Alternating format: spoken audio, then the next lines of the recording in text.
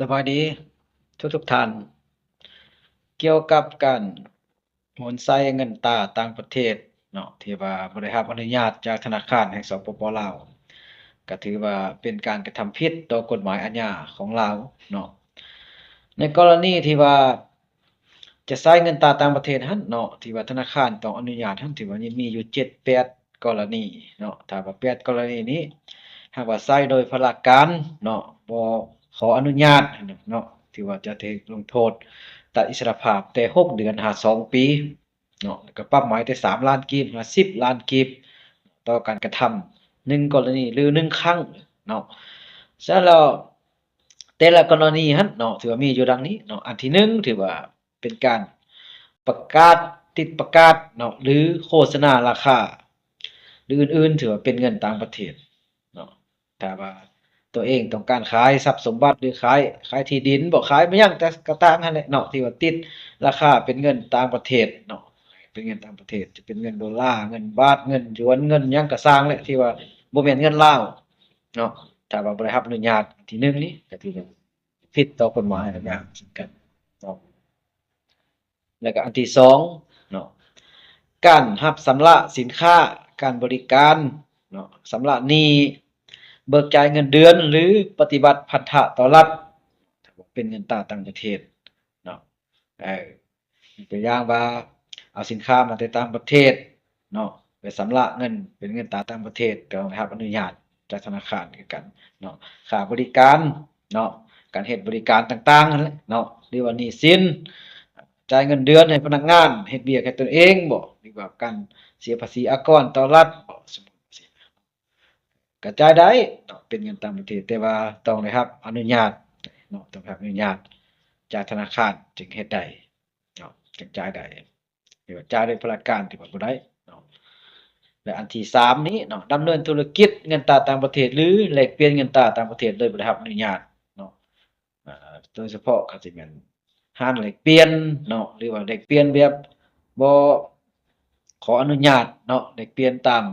สถานที่สาธารณะต่างๆเนาะที่ว่าเฮ็ดเป็นตลอดนั่นแหละเนาะเฮ็ดเป็นประจำเฮ็ดเป็นอาจีนเนาะเฮ็ดเป็นอาจีนแต่ว่าบ่ขออนุญาตสมมุติว่าซี้นะเนาะเฮ็ดอยู่เรือนของตัวเองสมมุติว่าซี้เนาะอันที่3ก็ถือว่าผิดต่อกฎหมายเช่นเดียวกันเนาะ แล้วก็อันที่4เนาะอันที่4มานี้เนาะการกำหนดติดประกาศหรือปฏิบัติอัตราแลกเปลี่ยนของธนาคารธุรกิจเนาะห้ามแลกเปลี่ยนเงินตราหรือสถานที่บริการที่เกี่ยวข้องที่บ่ถูกต้องเนาะที่ว่าเปิดขึ้นเพียงแต่ว่าเพื่อผลประโยชน์ตัวเองโดยเฉพาะบ่ขออนุญาตจากองค์การจัดตั้งที่เกี่ยวข้องเนาะบ่ขออนุญาตว่าซั่นบ่ขึ้นทะเบียนนั่นแหละหมายว่า บ่ขึ้นทะเบียนครับเฮ็ดบ่ถูกต้องเนาะที่ว่าเกี่ยวข้องกับเงินตรานี่ก็บ่ได้เนาะอันนี้ก็บ่ได้เช่นเดียวกันแล้วก็อันที่5มานี้เนาะอันที่5มานี้ที่ว่าเปิดบัญชีเงินฝากอยู่ต่างประเทศเปิดบัญชีเงินฝากอยู่ต่างประเทศโดยบ่ได้รับอนุญาตจากธนาคารของลาวเนาะมีเงินสมมุติว่ามีเงินหลายเนาะบ่อยากฝากภายในประเทศไปฝากอยู่ต่างประเทศเนาะ อันนี้ก็ต้องได้รับอนุญาตขออนุญาตจากธนาคารเนาะถ้าธนาคารอนุญาตให้จึงสามารถนำไปฝากได้เนาะถ้าว่าไปฝากโดยพลการเนาะตัวนี้ก็ถือว่าผิดต่อกฎหมายอาญาแห่งสปปลาวเช่นเดียวกันเนาะผิดต่อกฎหมายอาญาของลาวเช่นเดียวกันแล้วก็อันที่6มานี้เนาะอันที่6มานี้ถือว่า การบ่รายงานรายรับรายจ่ายที่เป็นเงินตราต่างประเทศเนาะให้ธนาคารแห่งสปปลาวรับรู้นำเนาะยกตัวอย่างว่าการดำเนินธุรกิจเนาะกับคนต่างประเทศเนาะเออการส่งสินค้าผ่านออกจากสปปลาวไปขายต่างประเทศบ่การรับสินค้าจากต่างประเทศเข้ามาจำหน่ายในสปปลาวบ่ถือว่าเฮ็ดเป็นหัวหน่วยธุรกิจหั้นแหละเนาะของตัวเองหั้นแหละ แต่ว่าบ่รายงานบ่แจ้งรายรับรายจ่ายเนาะบ่แจ้งรายรับรายจ่าย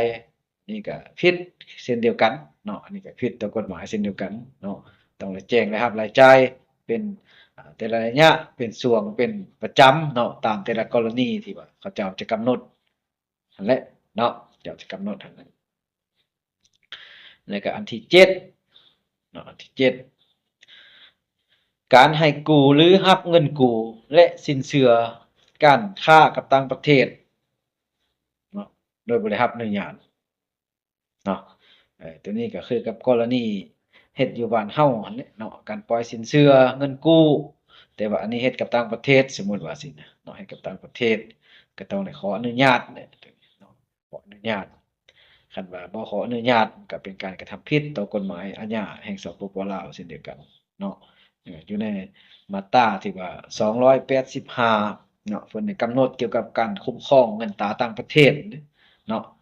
เกี่ยวกับการกำหนดคุ้มครองเงินตราต่างประเทศบัดนี้อันที่7อันขออันนี้ล่ะเนาะอันที่8เนาะอันที่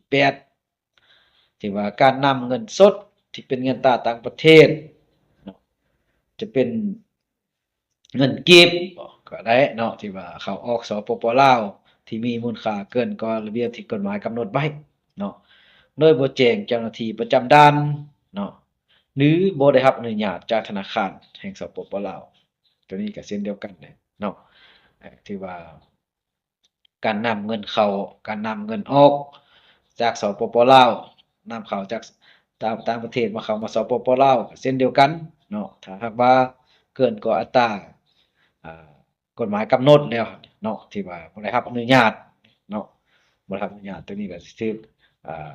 ดำเนินคดีเช่นเดียวกันเนาะถือว่าทั้งหมด7-8ข้อที่กล่าวมาหั้นเนาะถ้าหากว่าเฮ็ดโดยพลการโดยบ่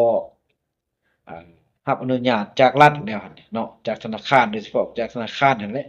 เนาะที่ว่า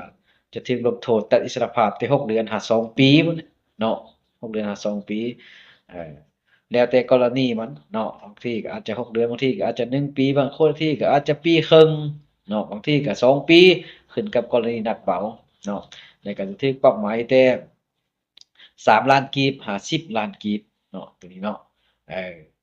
ก็บ่แม่นว่าอยากเอาเข้าก็เอาเข้าอยากเอาออกก็เอาออกมันบ่แม่นเดะเนาะมันทุกสิ่งทุกอย่างมันต้องอยู่ใต้การคุ้มครองของระบบกฎหมายของสปปลาว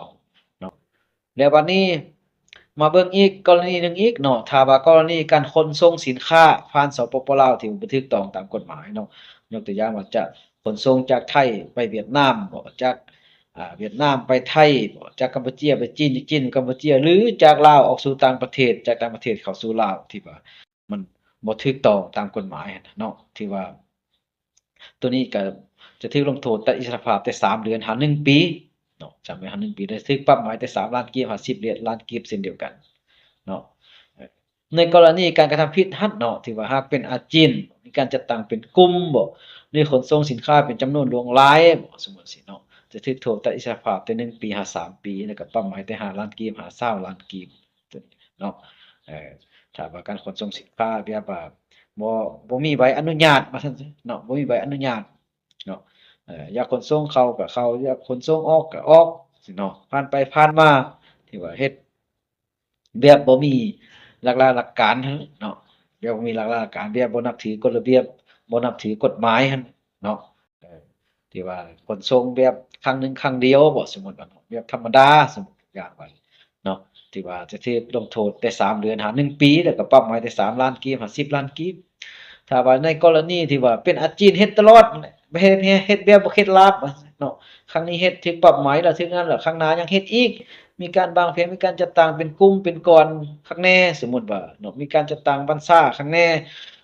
เฮ็ดเป็นขบวนการใหญ่คักแน่สมมุติเนาะขนส่งจำนวนหลายเนาะ